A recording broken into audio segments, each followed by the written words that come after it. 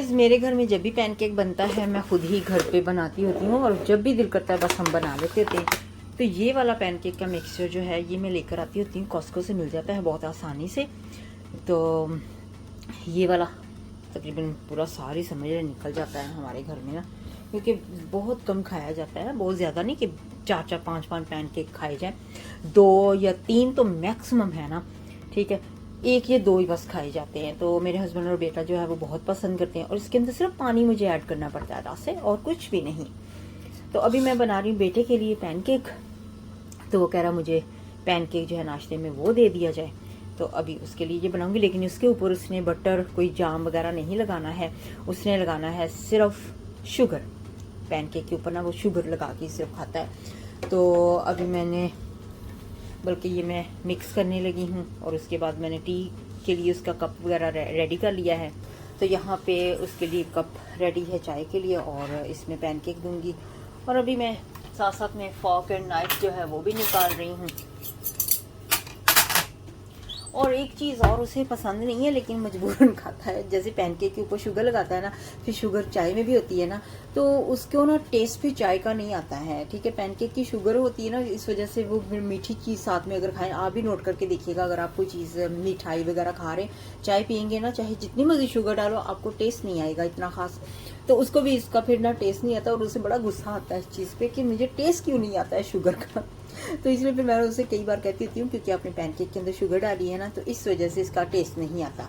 अच्छा, एक और चीज़ मैं आपको बताना, ये देखें, जब ये हम इसको काटते हैं ना, तो ये मैं पूरा नहीं काटती हूँ, ठीक है। यहाँ पे लिखा तो हुआ कि पूरा आप काटें, लेकिन मैं क्या करती हूँ, मैं थोड़ा सा इतना हिस्सा बस सिर्फ मैंने काटा है, ठीक है। इसका काटने के बाद मैंने इतना बस इसको खोला है, और इसको यूज़ करने के बाद दोबारा इसकी एक चीज़ जो है बहुत अच्छी है, वो ये है कि इसकी जो ये वेलक्रो है ना, ये वाली चीज़, ठीक है, नज़र आ रही है ना, तो ये वेलक्रो ऐसे बस प्रेस करो हल्का सा, और ये गिर जाती है मिनटों में, ठीक है।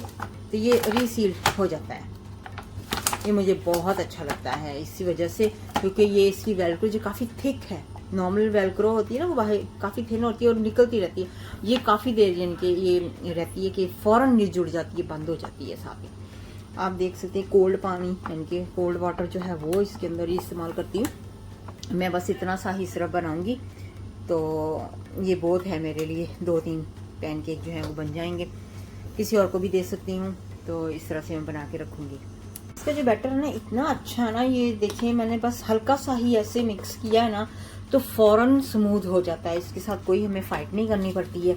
कई बार होता है ना कि इतना मिक्स करते जाओ फिर भी उसके अंदर ना लम्ब से रह जाते हैं और वो अच्छा नहीं बनता। लेकिन इसका जो है ना ये बहुत अच्छा, मैंने काफ़ी जगह से ट्राई किया, टेस्को वगैरह से भी, तो मुझे इतना नहीं अच्छा लगा। ये बस देखिए कितना स्मूथ हो गया है, और इसके पैनकेक का टेस्ट बहुत ज़बरदस्त है। अगर आपने कभी ट्राई नहीं किया प्लीज़ ट्राई कीजिएगा, ये बहुत ही अच्छा इसका टेस्ट है पैनकेक का। तो गाइस यहाँ पे मैंने पैनकेक का मिक्सचर देखिए ऐड किया यहाँ पे, तो पैनकेक का ये रिज़ल्ट देखें आप, कितना प्यारा है ना, ये देखिए टूटता भी नहीं है। डिपेंड करता है आपने पतला बनाना है या फिर थिक रखना है, इसकी जो कंसिस्टेंसी है ना, इसको आपने थिक बनाना है या पतला, तो मैं दोनों तरीके से ही बना लेती हूँ। तो इसमें ये है कि अगर आपने ज़्यादा पैनकेक बनाने हो तो पतला बना लें, कम बनाने हो तो थिक बना लें, लेकिन डिपेंड करता है कि आप कौन सा पसंद करते हैं, आपकी फैमिली कौन सा पसंद करती है। तो मुझे इस तरह का तकरीबन अच्छा लगता है, ना ज़्यादा थिक ना ज़्यादा पतला। तो लंच टाइम पे मेरा बेटा कह रहा है कि उसे पास्ता खाना है, और शाम को वो चिकन करी रोटी के साथ खाएगा। तो अभी मैं पास्ता बना रही हूँ, यहाँ पे पास्ता बॉईल करने के लिए रख दिया है मैंने। तो जी यहाँ पे मैं बनाने लगी हूँ रोटी, बेटा कह रहा है कि मुझे रोटी बना दे। आटा बहुत पतला हो गया था, कल मैंने जब आटे को गूंदा बहुत ज़्यादा पतला गूंदा।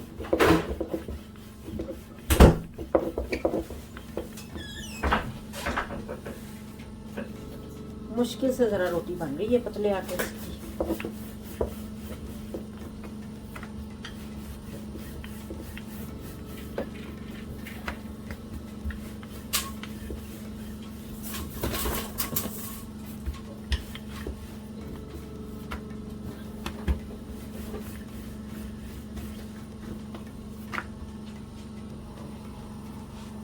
बनी गई है रोटी।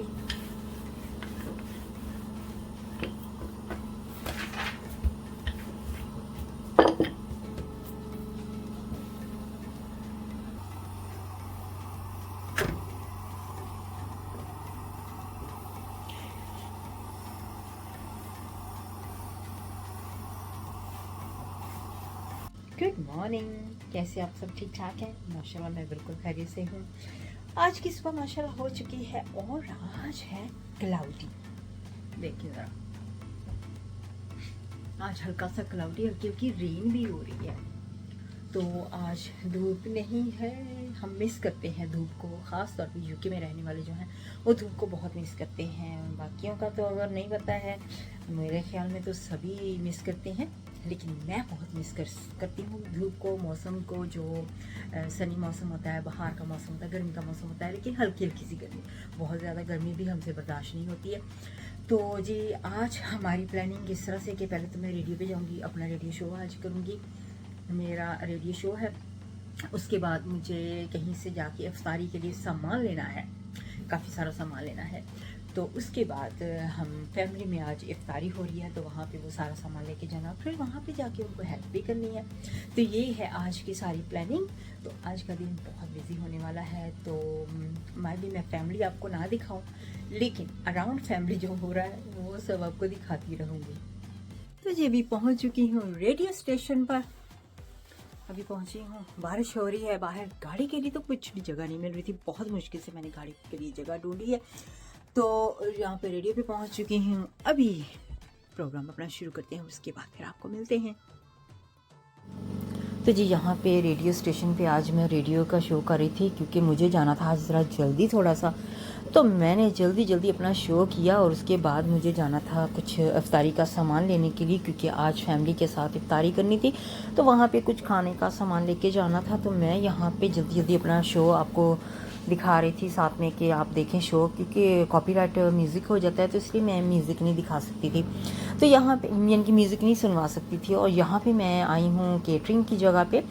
तो यहाँ से मैंने पहले भी लिया था खाना, तो मुझे अच्छा लगा खाना। यहाँ की फ़िश जो है वो बहुत अच्छी है, तो मैंने कहा चलें आज फिर से यहाँ से खाना ले लेते हैं। ये है A1 केटरिंग, ओल्डम में है। तो अगर आपको पसंद है तो आप भी ले सकते हैं, या लेकिन यहाँ की फ़िश बहुत अच्छी लगी है हमें, बल्कि हमें क्या, हमारी पूरी फैमिली को ही ये अच्छी लगी है। तो ये बाहर से इनका है। मैंने कहा चलिए थोड़ा सा वीडियो बना के आपको दिखा देती हूँ, अगर आपको थोड़ा सा आइडिया हो जाए बाहर से कैसा दिखता है। और जी यहाँ पे सब मिलके कुकिंग कर रहे हैं। तो यहाँ पे जो भी खाने बनाए थे वो सारे आपके सामने हैं।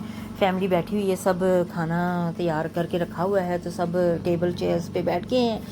तो मैंने कहा चलो वीडियो बनाएं, थोड़ा सा जल्दी आपको दिखाएं क्या क्या खाना बनाया है। और इफ्तारी में बहुत मज़ा आया हमें। यहाँ पे हमने सबके साथ मिलके बैठ के खाना खाया, तो बहुत एंजॉय किया है। सभी अपनी अपनी प्लेटों में लेके बैठे, और फिर मैंने अपने बेटे जी को ये खाया, मेरा शहज़ादा। तो वो तो आना ही नहीं चाहता होता है, हमेशा कहता है मुझे नहीं वीडियो में लेके आओ। तो यहाँ पे डोनट जो थे वो भी हमने रखे हुए थे, फैमिली लेकर आई हुई थी। तो साथ में सारी फैमिली के साथ बैठा गप्पे शप्पे कर रहा था बेटा मेरा। तो उतनी देर में मैंने जल्दी से खाना सारा लगा दिया। यहाँ पे फिर सारे बैठ के, बच्चे जो थे वो गेम वगैरह खेल रहे थे। अब बच्चे जो हैं वो तो ऑब्वियसली गेम खेलने, कुछ टाइम पास करना होता है उन्होंने, तो बच्चे सारे गेम खेलने लग गए यहाँ पे कार्ड वगैरह लेके। तो फिर उसके बाद यहाँ पे सारे बड़े बैठ के खाना खाने के लिए। तो जिनके रोज़े नहीं थे पहले उनको खिला दिया हमने, क्योंकि कुछ लोग हम फैमिली में ऐसे भी होते हैं ना जो रोज़ा नहीं रख सकते, तो उन सबको खाना पहले खिलाया। और जिनके रोज़े थे उनको फिर रोज़ा इफ्तारी के टाइम यहाँ पे हमने की है आज इफ्तारी। और देखें ज़रा, अभी काम बहुत से पड़े हुए हैं, खाना सारा अंदर टेबल पे जा चुका है, कुछ खाना खा लिया है, कुछ दोबारा हम खाने लगे हैं। फैमिली के साथ आए हुए थे, तो मैंने कहा चलो आज इफ्तारी फैमिली के साथ भी आपको दिखाते हैं। लेकिन ऑब्वियसली फैमिली कुछ होती हैं जो नहीं दिखाती हैं अपने आप को यूट्यूब पे, कुछ दिखा देती हैं। तो देखें यहाँ पे कुकिंग हो रही है।